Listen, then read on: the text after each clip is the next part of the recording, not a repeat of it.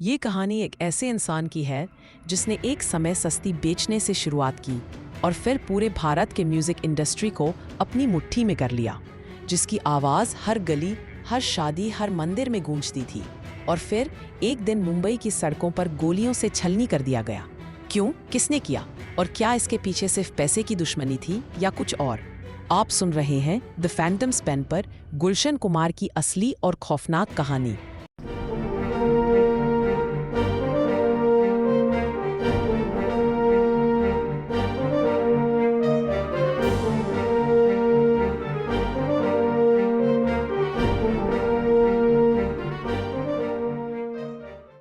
गुलशन कुमार का जन्म हुआ 5 मई 1946 को दिल्ली के एक बेहद सामान्य परिवार में।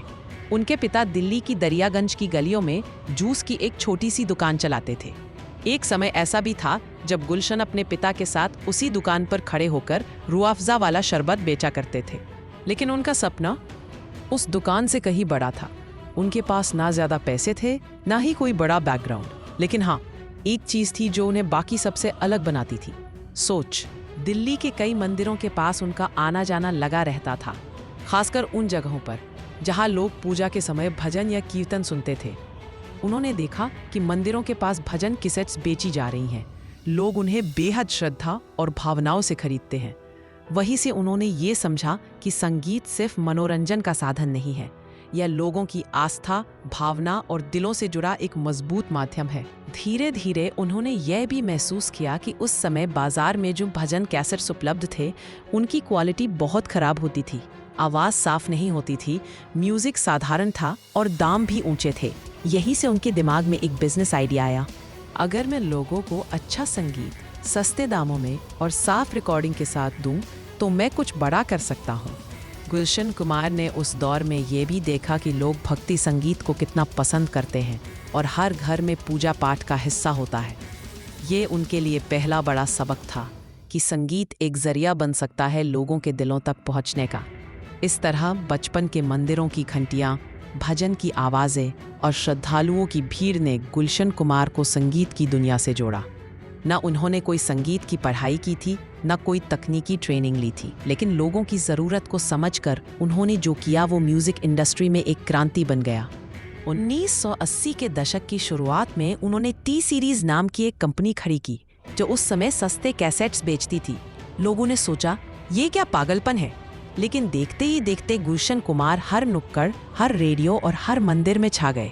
उनका फॉर्मूला सिंपल था, भावनाएं प्लस सस्ती कीमत प्लस क्वालिटी म्यूजिक इक्वल्स जनता की पसंद। शुरुआत में उन्होंने भजन, देवी गीत और पुराने फिल्मी गानों के कवर वर्जन बनाए। फिर एक दिन आया जब उन्होंने फिल्म बनाना शुरू किया और वहीं से बदली किस्मत। अब गुलशन कुमार ने मुंबई का रुख किया हिंदी फिल्म म्यूजिक इंडस्ट्री को पकड़ने के लिए।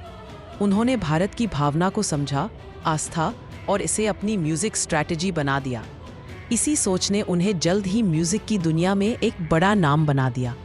फिर आया वो साल जिसने टी सीरीज को भारत का सबसे बड़ा म्यूजिक ब्रांड बना दिया, 1989। जब आई फिल्म आशिकी, गुलशन कुमार इस फिल्म के निर्माता थे। फिल्म का संगीत ब्लॉकबस्टर निकला। नदीम श्रवण, कुमार सानू और अनुराधा पौडवाल जैसे कलाकार रातों रात स्टार बन गए। गुलशन कुमार अब सिर्फ एक बिजनेसमैन नहीं रहे, वो बन चुके थे कैसेट किंग ऑफ इंडिया। उनकी कंपनी ने डिवोशनल म्यूजिक को फिर से जिंदा किया। मैं नारायण नारायण बोलूं, नारायण नारायण बोलूं। शिव तांडव स्तोत्रम, मेरे रश के कमर, लाल घाघरा। आज जो हम गाने गुनगुनाते हैं, उनमें से आधे से ज्यादा गाने टी सीरीज के बैनर तले निकले हैं। आज आप जो टी सीरीज का यूट्यूब चैनल देखते हैं, जिसके 30 करोड़ से ज्यादा सब्सक्राइबर्स हैं, वो गुलशन कुमार की सोच और मेहनत की ही देन है। याद है प्यूडीपाई वर्सेस टी सीरीज वाली जंग? जी हाँ, दुनिया का सबसे सब्सक्राइब किया गया चैनल आज एक जूस बेचने वाले का सपना है। गुलशन कुमार के परिवार में उनकी पत्नी, बेटा भूषण कुमार, गुलशन कुमार की 2 बेटियां हैं, तुलसी कुमार और खुशहाली कुमार, और भाई कृष्ण कुमार थे। टी सीरीज को वो केवल बिजनेस नहीं, एक सेवा मानते थे। वो रोज मंदिर जाते और हजारों लोगों को रोजाना खाना खिलाते थे। यही उनकी दिनचर्या थी। मुंबई में कामयाबी और पैसा साथ लाता है जलन, दुश्मनी और पिरौती। गुलशन कुमार ने कभी डी कंपनी यानी दाऊद इब्राहिम गैंग को पैसा देने से मना कर दिया था। उनके पास अंडरवर्ल्ड से कॉल आते थे हफ्ता 2। लेकिन गुलशन कुमार ने कहा, मैं किसी को एक पैसा भी नहीं दूंगा। उन्हें धमकियां मिलने लगी, लेकिन उन्होंने बॉडीगार्ड्स रखने से भी मना कर दिया। वो कहते थे, मेरी रक्षा ऊपर वाला करेगा। 12 अगस्त 1997 को सूरज निकला ही था, लेकिन मुंबई के अंधेरी वेस्ट इलाके में अभी हल्की सी नमी और चुप्पी फैली हुई थी। सुबह के लगभग 8 बज रहे थे। सड़कें धीरे धीरे जाग रही थी, पर एक इंसान अपनी दिनचर्या में पूरी तरह व्यस्त था, गुलशन कुमार। हर सुबह की तरह उस दिन भी वो अपने घर से निकले। हाथ में एक छोटा सा पूजा का थैला था, उसमें माला, फूल और जल। मकसद था रोज की तरह जीतेश्वर महादेव मंदिर जाकर शिव भगवान की पूजा करना। ये मंदिर अंधेरी वेस्ट के जीत नगर इलाके में पड़ता है और वहाँ गुलशन कुमार का रोज आना जाना एक आम बात थी। मंदिर के पुजारी और वहाँ के लोग उन्हें गुलशन भैया कहकर पुकारते थे। गाड़ी से उतरकर उन्होंने मंदिर की ओर कदम बढ़ाए। शायद उन्हें अंदाजा भी नहीं था कि ये उनके जीवन की आखिरी सुबह है। जैसे ही गुलशन कुमार मंदिर के प्रवेश द्वार के पास पहुंचे, तभी एक वैन और एक बाइक मंदिर के सामने आकर रुकी। वैन में 3 लोग पहले से मौजूद थे। वो छिपकर इंतजार कर रहे थे। एक शूटर ने सबसे पहले कदम आगे बढ़ाया। फिर जैसे ही गुलशन कुमार ने मंदिर की सीढ़ियों की ओर कदम बढ़ाए, पहली गोली चली। गुलशन चौंके नहीं, वो समझ ही नहीं पाए कि क्या हुआ। फिर दूसरी, तीसरी और कुल मिलाकर 16 गोलियां चली। कहते हैं पहली गोली उनके कंधे में लगी, दूसरी छाती में, तीसरी पेट में और फिर शरीर धीरे धीरे नीचे गिरता चला गया। गोलियों की आवाज से मंदिर के आसपास के लोग डरकर भागने लगे, लेकिन किसी की हिम्मत नहीं हुई कि उनके पास जाए। गुलशन कुमार जमीन पर पड़े थे, मुंह के बल। उनके चारों ओर खून फैल चुका था और हमलावर बड़ी आसानी से बाइक और वैन में बैठकर वहां से फरार हो गए। मंदिर के पुजारी और वहां मौजूद लोग घबरा गए। गुलशन कुमार का ड्राइवर और बॉडीगार्ड सुनील उस वक्त थोड़ी दूर पर था। वो दौड़ता हुआ आया और उन्हें पास के कूपर हॉस्पिटल ले गया, लेकिन तब तक बहुत देर हो चुकी थी। डॉक्टर्स ने उन्हें मृत घोषित कर दिया। मीडिया में आग लग गई। न्यूज़ चैनलों की हेडलाइन बनी, कैसेट किंग ऑफ इंडिया की हत्या, मंदिर के बाहर दिन दहाड़े गोली मारी। बाद में पुलिस ने बताया कि इस हत्या की पूरी रेकी की गई थी। हमलावरों को पता था कि गुलशन कुमार रोज सुबह मंदिर जाते हैं और अकेले जाते हैं। उन्होंने रास्ता, समय और सुरक्षा का स्तर सब नोट किया था। हमले में 3 शूटर शामिल थे। एक ने सामने से गोली चलाई, दूसरे ने पीछे से कवर दिया और तीसरा पास की वैन में बैठा रहा। गोलियां चलाई गई थीं मॉडर्न ऑटोमेटिक पिस्तौल से और इतनी पास से मारी गई कि शरीर में ज़्यादातर बुलेट्स आर पार हो गई।